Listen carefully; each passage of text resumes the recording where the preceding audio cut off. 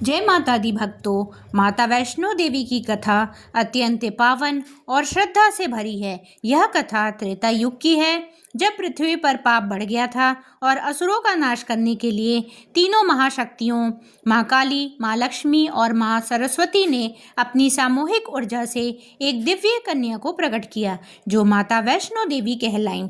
दिव्य कन्या का जन्म और उद्देश्य दक्षिण भारत के रत्नाकर सागर की कोई संतान नहीं थी। उन्होंने कई वर्षों तक देवी की तपस्या की।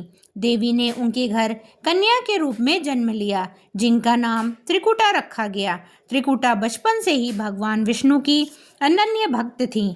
उन्होंने बहुत कम उम्र में ही सांसारिक सुख त्याग दिए और भगवान विष्णु को पति रूप में पाने के लिए कठोर तपस्या करने का निर्णय किया।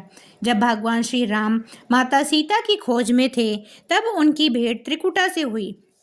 त्रिकुटा ने श्री राम को अपना पति माना, लेकिन श्री राम ने बताया कि वे इस अवतार में एक पत्नी व्रत यानी केवल सीता माता के प्रति समर्पित हैं और वो उसी का पालन कर रहे हैं। श्री राम जी ने उन्हें सांत्वना दी और कहा कि वे कलयुग में कल की अवतार लेंगे, तब वे उनसे विवाह करेंगे।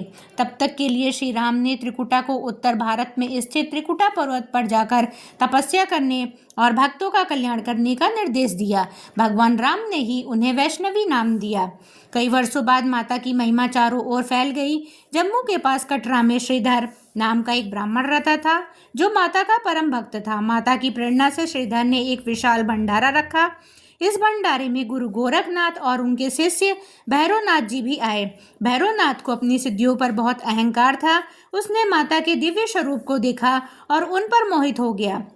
भैरव ने उनका पीछा करना शुरू किया। माता त्रिकुटा पर्वत की ओर भागने लगी। इस दौरान कई पवित्र स्थलों का निर्माण हुआ। जब माता को प्यास लगी तो उन्होंने एक बाढ़ चलाकर धरती से जल की धारा निकाली। यहाँ उन्होंने अपने केश भी धोए, इसलिए इस जगह को बाणगंगा के नाम से जाना जाता है।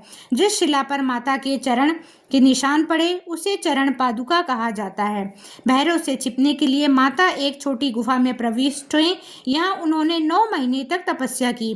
जैसे बच्चा माँ के गर्भ में रहता है, इसलिए इसे गर्भजून कहा जाता है। जब भैरवनाथ ने अर्धकुमारी गुफा के पास माता को ढूंढ लिया तो माता गुफा की दूसरी ओर से निकलकर ऊपर भवन की ओर चली गई। अंत में माता ने महाकाली का रूप धारण किया और भैरवनाथ का वध कर दिया।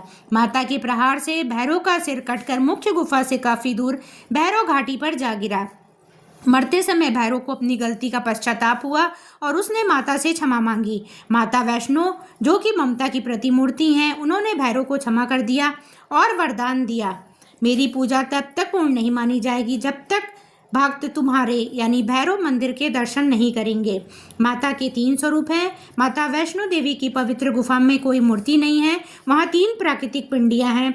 महाकाली, जो तामस गुण और शक्ति का प्रतीक हैं। महालक्ष्मी मध्य में, जो रजस गुण, धन और वैभव का प्रतीक हैं। महासरस्वती बाएं, जो सत्व गुण, ज्ञान और बुद्धि का प्रतीक है। आज भी लाखों श्रद्धालु जय माता दी के जयकारों के साथ माता के दरबार में अपनी मनोकामनाएं लेकर पहुंचते हैं। भक्तों, आपको हमारी दी गई जानकारी अगर अच्छी लगी हो तो आप हमारे चैनल को लाइक और सब्सक्राइब जरूर से करें और कमेंट में जय माता दी लिखना ना भूलें। भक्तों, अगर आप हमारे चैनल को लाइक करेंगे तो उससे हमारा मोटिवेशन बढ़ेगा और हमको मदद मिलेगी कि हम आगे भी और वीडियोस नए नए बनाते रहें। तो आप कमेंट में जय माता दी अवश्य लिखें भक्तों।